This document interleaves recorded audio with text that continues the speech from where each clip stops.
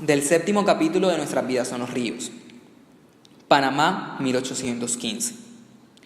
Mientras nuestra embarcación entraba al puerto de Panamá, no veía la hora de poner pie en tierra firme. Ya había tomado la decisión de no viajar a España con mi padre.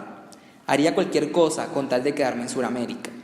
De inmediato, sucumbí ante el hechizo de Panamá, con su exuberante vegetación tropical, las perfumadas brisas que venían del Atlántico y la variedad de personas de todos los colores y nacionalidades que habitaban allí.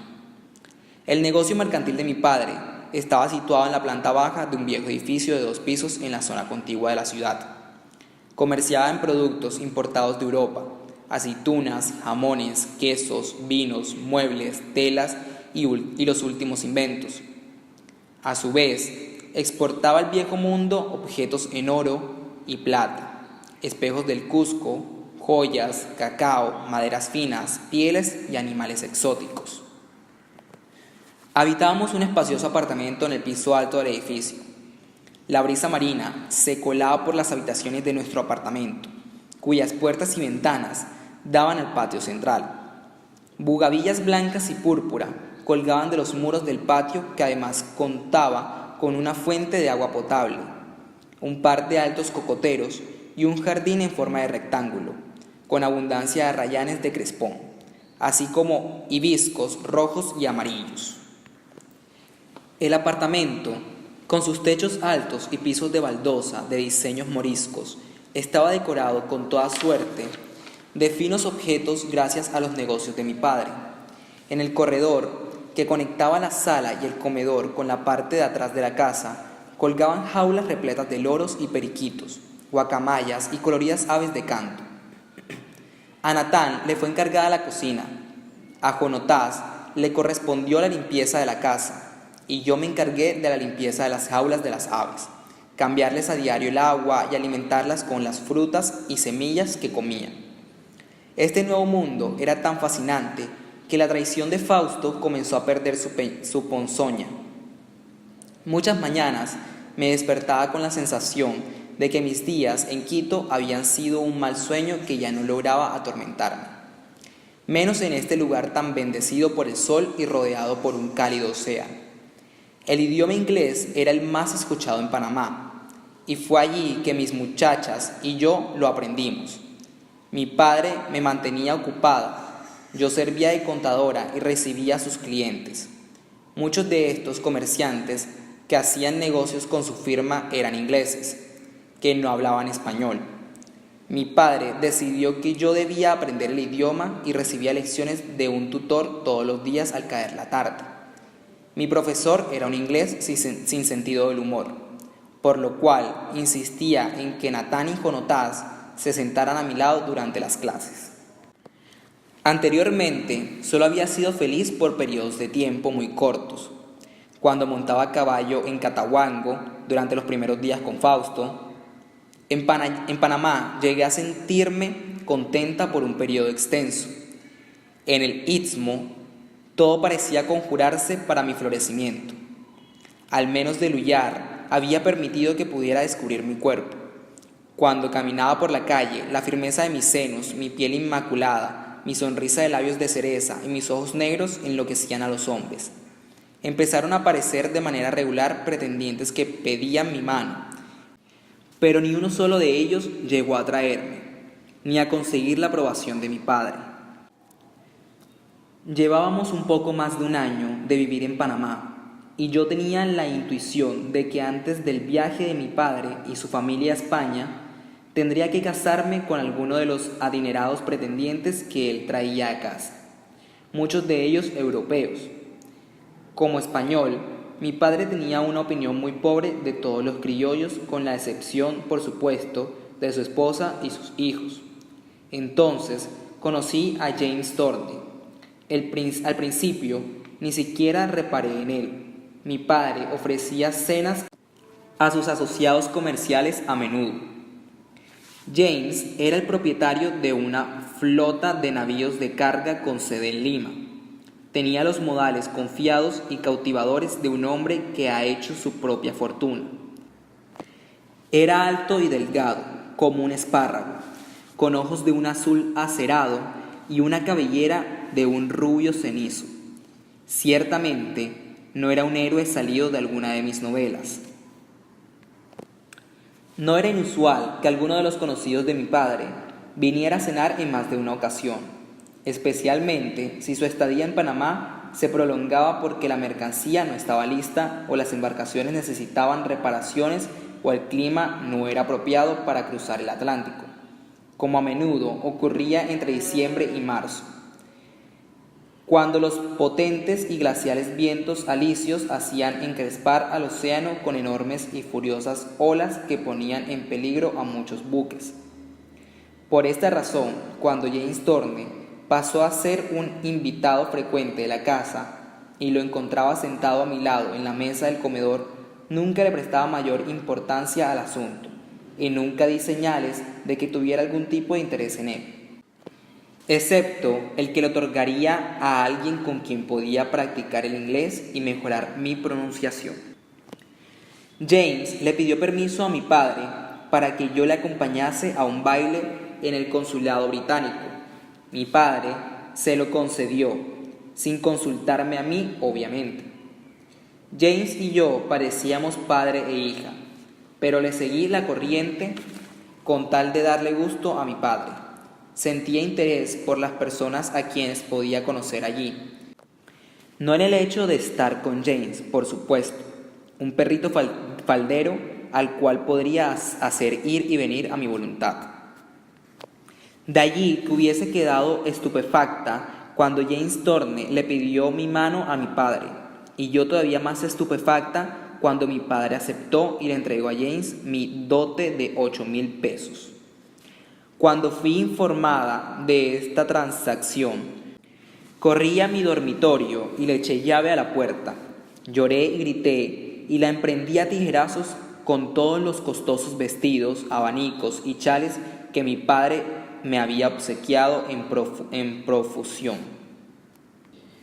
Rompí cuanto objeto de cristal había en mi tocador y juré que preferiría matarme antes de consentir un matrimonio arreglado con un hombre a quien no amaba. Cuando dejé que Jonatás y Natán entraran, pasaron horas recogiendo todo el desastre que mi furia había provocado. Durante días enteros rehusé salir de mi dormitorio, rehusé probar bocado y rehusé abrir la puerta para que mi padre entrara a la habitación. James vino a visitarme, pero terminó en el despacho de mi padre, donde imagino que habrán hablado de mi situación. 2 semanas transcurrieron de esta forma, pero no di brazo a torcer y no accedí a ver a mi padre o a mi prometido. Mis muchachas escuchaban mis desvaríos, pero no trataban de calmarme. Ellas sabían que tarde o temprano, a menos que me fugara de nuevo, no tendría otra opción que la de darme por vencida. No podía permanecer encerrada tras esas 4 paredes el resto de mi vida, y aún en el caso de que escapara, ¿a dónde podría ir? ¿Y con qué dinero? ¿Y qué tan lejos podría llegar antes de que necesitara ayuda? Mi esperanza era que Thorne abandonara sus propósitos y se embarcara de regreso a Lima. No podría quedarse en Panamá para siempre. Pero erré en mi juicio sobre la tenacidad de James. Estaba dispuesto a esperar en Panamá el tiempo que fuera necesario. No sería la última vez que James me sorprendería. Pasaron unas semanas. Un día apareció mi padre frente a la puerta, y aunque no era de la clase de hombres que acostumbraba a gritar, eso fue exactamente lo que hizo al tiempo que daba puñetazos en la puerta. Manuela, he llegado al límite de mi paciencia. Si no abres la puerta tendré que echarla abajo. Mi padre no profería amenazas en vano. Le hice esperar junto al umbral unos cuantos minutos antes de dejarlo entrar. Cayó pesadamente sobre un sillón y suspiró. «Has hecho de mi vida una verdadera prueba», dijo. «Por favor, papá, no me hagas casar contra mi voluntad», le rogué arrodillándome frente suyo. «Quiero tener la oportunidad de amar al hombre que sea mi esposo. Por favor, no me obligues a contraer un matrimonio que me va a hacer infeliz el resto de mi vida». Escúchame, hija, me dijo, mientras sostenía mi mentón en su mano y escrutaba mis ojos húmedos. Tú tal vez no lo creas, pero he organizado un maravilloso futuro para ti. El señor Thorne es un hombre que tiene muchas cualidades buenas. Es muy acaudalado. En Lima vivirás como una reina y serás recibida por lo mejor de la sociedad. Goza del aprecio del virrey y serás bienvenida en la corte. Cualquier jovencita en sus cabales daría lo que fuera con tal de acceder a todo eso. Esas cosas no me importan, papá.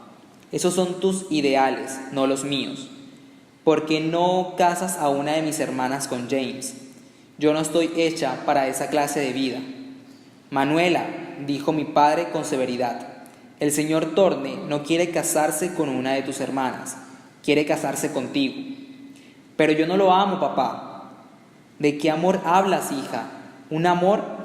Dijo burlonamente, como en aquellas historias de esas novelas necias que tú lees a más de adelullar y mira lo que sucedió. Déjame que te cuente una historia. Cuando me casé con mi esposa, no estaba enamorado de ella. La elegí porque admiraba su moral. Con el pasar de los años, he aprendido a amarla y ahora puedo decir que tengo un matrimonio de lo más feliz. ¿Cómo se atrevía a compararme con mi madrastra? Nunca podría amar a un hombre como James Thorne, papá. No me importa lo maravilloso que sea. Él no es la clase de hombre a quien jamás pueda admirar, y mucho menos amar. Me parece que no entiendes tu situación, Manuela. En la sociedad de Quito, tu reputación está arruinada. ¡Arruinada! Si eso es lo que te preocupa, me quedo aquí en Panamá. ¿Para hacer qué, Manuela? No digas sandeces.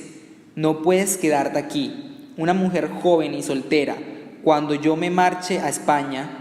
De cualquier manera, todo esto no viene al caso.